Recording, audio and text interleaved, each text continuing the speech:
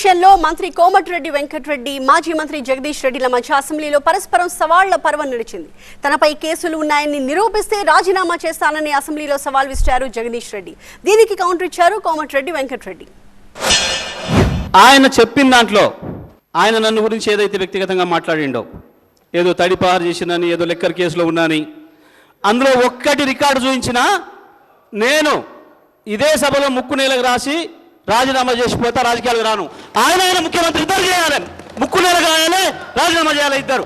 ఒకటి నిరూపించకపోయినా నేను దానికి సిద్ధంగా ఉన్నా. మరొకసారి చెప్తున్నా, ఆయన మాట్లాడిన దాంట్లో ఒక్క దాంట్లోనైనా నిరూపించకపోతే ఆయన ముఖ్యమంత్రి, ఆయన ఇద్దరు ముక్కు నేలకు రాసి రాజీనామా చేసిపోవాలి రాజకీయాల నుంచి.